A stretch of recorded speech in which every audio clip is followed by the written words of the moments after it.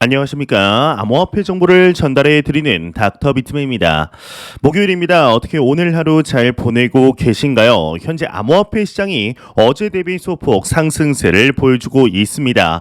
이제 지난주와 같은 상승의 모습 다시 한번 보여주었으면 좋겠는데 일단 코인 마켓캡에서 메이저 탑 10 코인들 먼저 한번 살펴보도록 하겠습니다.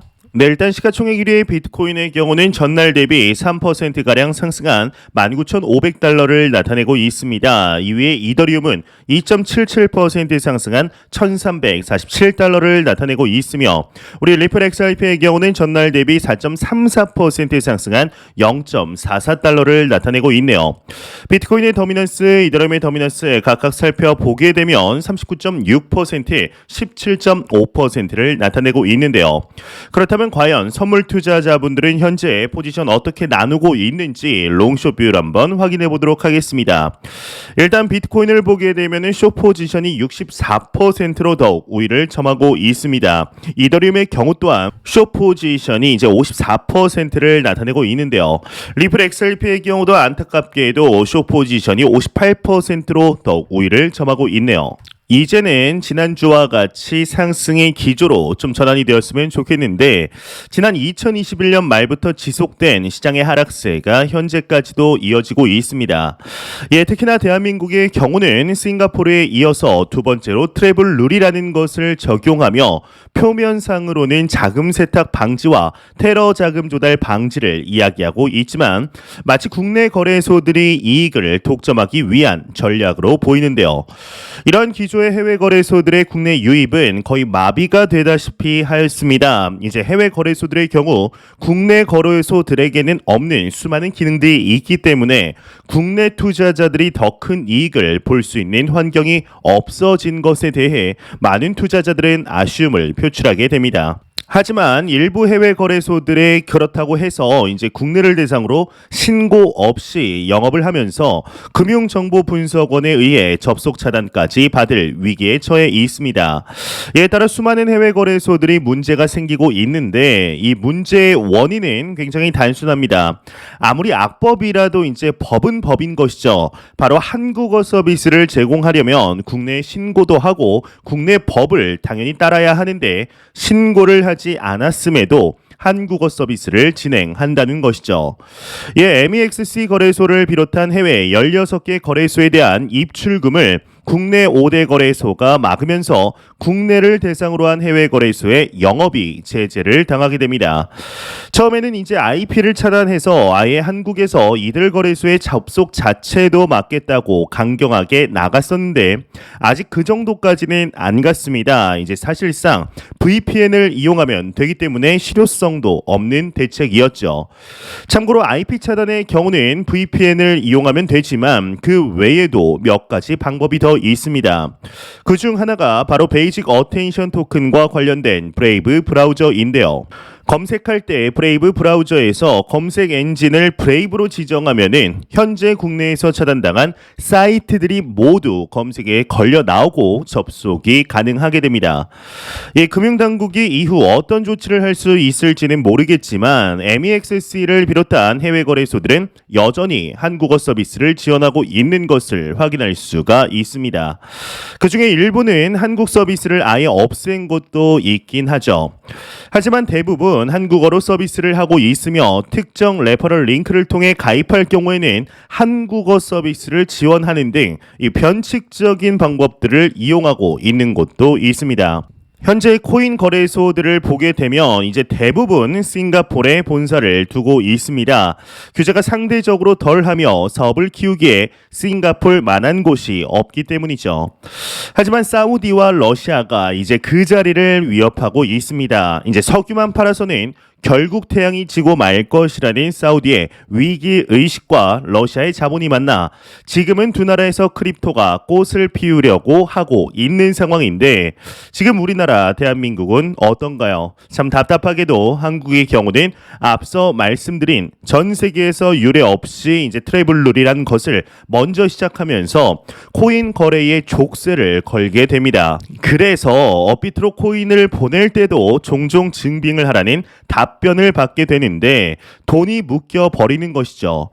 이게 무슨 블록체인인지 모르겠을 정도로 답답한 것이 사실입니다. 이제 한국이 2017년만 해도 정말 앞서가는 산업 분야가 나왔다고 나름 자부심도 있었는데 지금은 거래소가 되도 않는 한국의 금융감독원의 규제에 맞춰 알아서 기다 보니 좀 멍청한 코인 거래소가 되어버린 것인데요.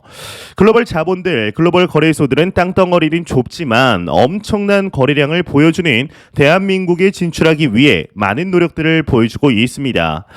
여기에 빙엑스 선물 거래소는 이번 규제 명단에서 완전히 제외되었습니다. 왜 그럴까요? 이유는 간단합니다. 이제 한국어 서비스를 지원하지 않기 때문인데요. 완전한 해외 거래소인 것이죠. 그렇기 때문에 빙엑스 거래소는 접속 차단을 받지 않으면서도 업비트보다 훨씬 위에 이제 랭크가 되어 있는 대형 거래소입니다.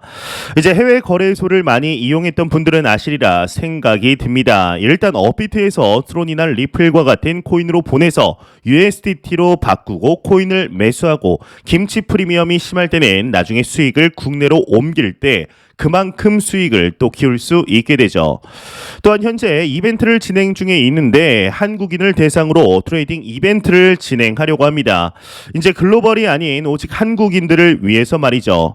이런 것을 보면 해외 거래소들이 얼마나 한국 시장을 노리고 있는 것인지 충분히 알 수 있지 않나 싶습니다. 이제 그만큼 매력적인 시장이라는 것인데요. 이번 대회는 총 2가지 카테고리로 나뉘어서 진행이 되게 됩니다. 일단 첫 번째로는 표준 선물 거래 이익 챌린지이며 두 번째로는 표준 선물 이익률 챌린지입니다. 첫 번째 것은 총 이익을 놓고 순위기를 매겨서 상금을 지급하는 것이고 두 번째 이익률 챌린지는 총 이익 볼륨이 아닌 이익률을 기준으로 랭킹을 책정하게 됩니다. 만약에 여러분들이 10만원 이익이 났는데 수익 10만원은 적어 보이지만 만약 만원으로 10만원을 만든 것이라면 1000%의 수익이 난 것이죠. 이걸 기준으로 순위를 매긴다고 보시면 좋을 것 같은데요. 원래 적은 금액으로 트레이딩하는 것이 큰 금액으로 트레이딩하는 것보다 마음이 편한 것이 사실이죠.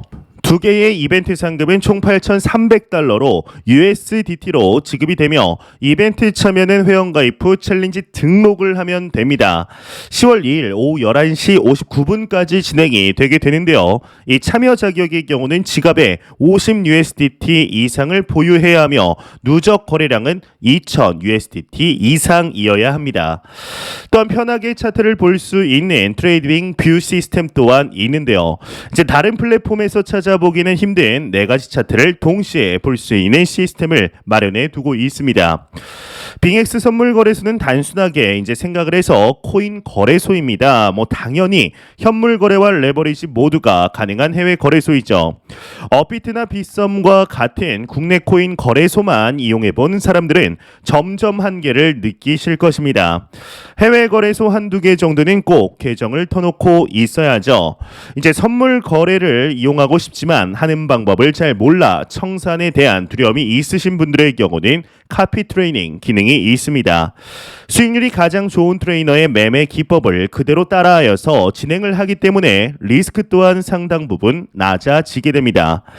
이제 빙엑스 거래소의 경우는 앞서 말씀드렸다시피 한국어 서비스를 지원하지 않고 있습니다. 그렇지만 무서워할 것도 하나도 없는데요. 디포지트, 위드로우, 월렛 정도만 알면 이용하는데 크게 문제가 없습니다. 매수 버튼인 바이, 파는 버튼이 셀만 알아도 충분한데요. 로그인한 후에 화면 중간에 있는 마이 에셋 버튼을 클릭하시면 입출금 또한 쉽게 할 수 있기 때문에 이것만 잊지 않으셔도 충분합니다.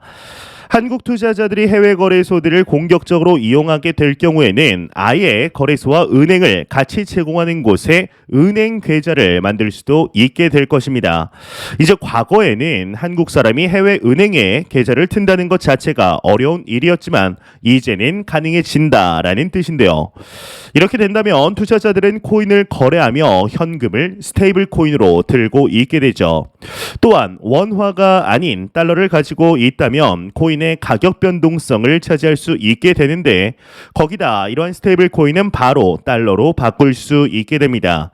이렇게 된다면 한국 투자자들은 원화 안에 갇힐 필요가 없게 되는 것인데요. 현재 다소 폐쇄적인 정책을 펼치고 있지만 이러한 기조도 발빠르게 바뀌어가는 크립토 시장에 바뀔 것으로 예상이 됩니다. 이 트래블을 참 자금 세탁과 테러 자금 조달의 방지의 목적으로 만들었지만 이제 장점보다는 단점만이 부각시킨 것이 아닐까 싶네요.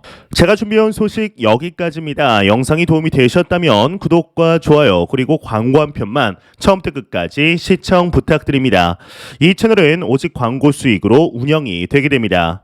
항상 영상 시청해 주시는 시청자분들, 구독자분들 너무나 감사드립니다. 오늘 남은 시간 잘 마무리하시길 바라면서 저는 더욱 도움이 되는 영상으로 찾아뵙도록 하겠습니다. 지금까지 닥터 비트맨이었습니다. 감사합니다.